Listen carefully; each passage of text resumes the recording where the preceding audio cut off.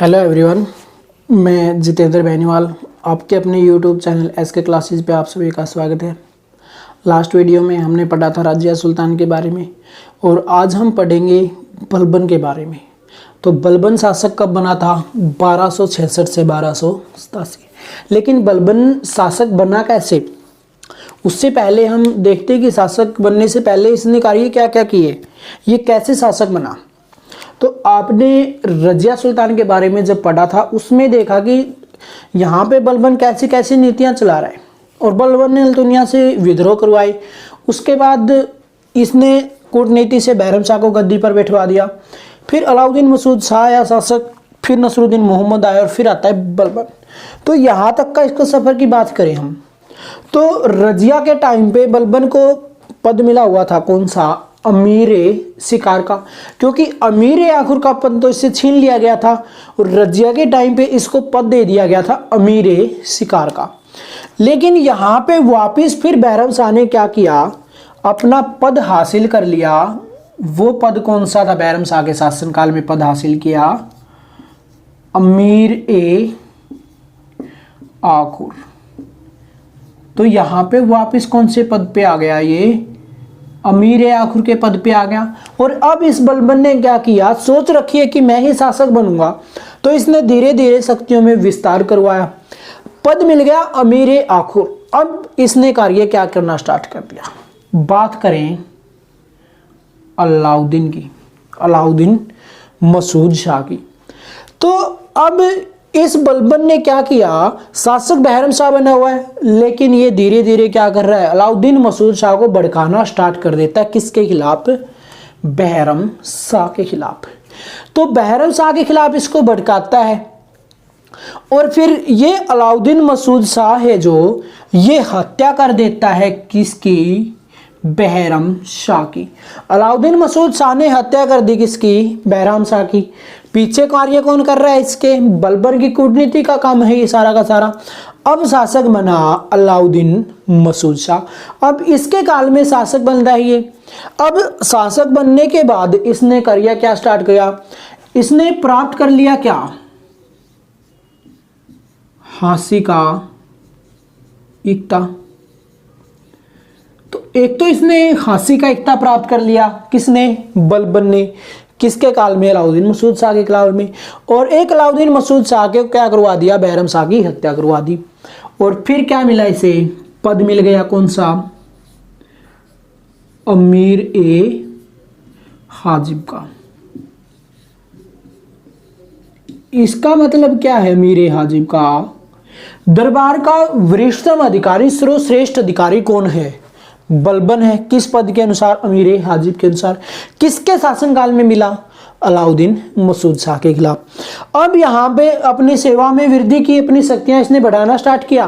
तो इसके साथ फिर इसने क्या कर दिया, अब यहाँ पे शासन अलाउद्दीन का है, लेकिन बलबन क्या कर रहा है, नसरुद्दीन मोहम्मद के पास जाता है, इसको भड़काना स्टार्ट करता है। किसके खिलाफ? अलाउद्दीन मसूद शाह के खिलाफ। तो एक दिन नसरुद्दीन मोहम्मद ने क्या किया, इसके कर दी हत्या। तो नसरुद्दीन मोहम्मद ने किसकी हत्या कर दी? अलाउद्दीन मसूद शाह की। अब शासक बन गया नसरुद्दीन मोहम्मद। तो अब यहाँ पे बात करें हम, नसरुद्दीन मोहम्मद शासक बना है। और अब यहाँ पे बात क्या हुई, बलबन का तो कार्य चला हुआ है, बलबन को तो इसको भी गद्दी से हटाना हो और खुद सुल्तान बनना है, ये सोच रखी है इसने तो। लेकिन अब बात करें, नसरुद्दीन मोहम्मद को सारी कूटनीति का पता चल जाता है। किसकी? बलबन की। कि बलबन ने कैसे कूटनीति का प्रयोग करते हुए हमारी बहन को मरवाया, फिर बैरम शाह को, फिर अलाउद्दीन मसूद शाह को, और अब नंबर किसका है? नसरुद्दीन मोहम्मद का। इल्तुतमिश का वंश का आखिरी शासक है कौन? ये। उसका वंश समाप्त होने वाला है। जैसे ही इसकी मृत्यु होगी इल्तुतमिश का वंश समाप्त हो जाएगा और बलबन क्या बन जाएगा? शासक बन जाएगा। तो अब नसरुद्दीन मोहम्मद को जब पता चला ये बात इसने की है, तो ये बलबन को अपने पास बुलाता है और बोलता है कि महाराज मुझे कर दे माफ, तो मुझे मारना मत, जो आप कहोगे मैं वही करूंगा, बस मुझे नाम मात्र का सुल्तान आप रहने दो, मैं आपको क्या बना देता हूं, मेरा मुख्य वजीर। कि मैं आपको मुख्य वजीर नियुक्त करता हूं। अब और ज्यादा अधिकार बन गए। फिर क्या बोला कि तू है मेरा प्रधानमंत्री, फिर नियुक्त कर दिया क्या, प्रधानमंत्री। एक पद दे दिया कौन सा, नायबे मामलिक।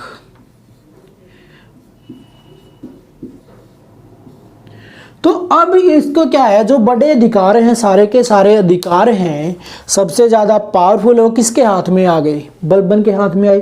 अब यहाँ पे बलबन सोचता है कि अगर अब मैंने इसको मार दिया तो दिल्ली में क्या हो जाएंगे, विद्रोह भड़क जाएंगे, तो कुछ हमें वेट करना पड़ेगा। तो अब बलबन सोचना स्टार्ट करता कि करूं क्या। तो बलबन ने क्या किया, जो बलबन है इसने अपनी पुत्री की करवा दी शादी। किससे करवा दी, नसरुद्दीन मोहम्मद से। अब नसरुद्दीन मोहम्मद शासक बन गया, सॉरी दामाद बन जाता है किसका, बलबन का। अब सबको भरोसा हो गया कि बलबन बड़ा अच्छा व्यक्ति है। अब इसको भी लगने लगा कि मेरा बलबन अब कुछ नहीं करेगा। इस नसरुद्दीन मोहम्मद को हो गया इससे बहुत ज्यादा प्रेम। अब बलबन की पुत्री से बहुत ज्यादा प्रेम हो गया किसको, नसरुद्दीन मोहम्मद को। अब ये पुत्री क्या करेगी बलबन की, इस नसरुद्दीन मोहम्मद को दे देगी जहर। अब इसको जहर दे दिया और जहर के कारण क्या होता है, नसरुद्दीन मोहम्मद की हो जाती है मृत्यु। कब, 1266 में। और अगला शासक बनता है कौन, अब बलबन। तो यहाँ पे इल्तुतमिश का वंश समाप्त और स्टार्ट हो जाता है बलबनी वंश, बलबन का वंश। और अब अगला सुल्तान बनता है कौन, बलबन, 1266 से 1287 तक। तो अब बलबन ने सुल्तान बनने के बाद कार्य क्या क्या करना स्टार्ट करता है ये। तो पहले तो जो क्वेश्चन आता है इससे पदों से आता है कि किसके शासनकाल में इसको कौन सा पद मिला, उन सारे पदों पे हमने डिस्कस कर ली। तो अब बात करते हैं बलबन ने शासन बनने के बाद पहला कार्य क्या किया। तो सबसे पहले इसने कौन से कार्यों को अंजाम दिया है। तो बात करें सबसे पहले इल्तुतमिश ने बनाया था क्या, तुर्कान ए चहलगामी।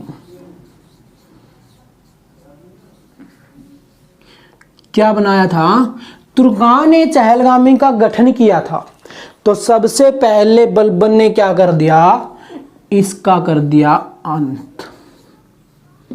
किसका अंत कर दिया, तुर्कान ए चहलगामी का। इसके बाद अंत क्यों किया, क्योंकि इनके पास भी शक्ति अच्छी खासी आ चुकी थी और ये सोचते थे कि हम जिसे चाहेंगे उसको सुल्तान बनाएंगे और जिसको चाहेंगे उसको गद्दी से उतार देंगे। तो भविष्य में कभी ये विभाग खतरा न बने बलबन के लिए, इसलिए बलबन ने इस विभाग को क्या कर दिया, नष्ट कर दिया। इसके बाद बात करें हम सिजदा और एक प्रथा है कौन सी, पायबोस। पायबोस बोल दे या पाबोस बोल दो। तो सिजदा और पाबोस दो प्रथाएं चलाई। सिजदा का मतलब क्या है, सिर झुकाकर प्रणाम करना। यहां पे तो सिर झुकाकर प्रणाम करेंगे। और पायबोस का मतलब क्या है, पेट के बल आना और क्या करना, सुल्तान के पैरों को चूमना। कि पहले तो दरवाजे से ही क्या करेंगे, सिर झुका के प्रणाम करेंगे, फिर वहां से पेट के बल रेंग के आएंगे और सुल्तान के पांव चूमेंगे। तो दो प्रथाएं अपनाई। फिर ये बोला, इसने अपने आप को एक उपाधि दे दी कौन सी, जिले इलाही। कौन सी उपाधि दी इसने अपने आप को, जिले इलाही। इसका मतलब क्या है, ईश्वर की छाया।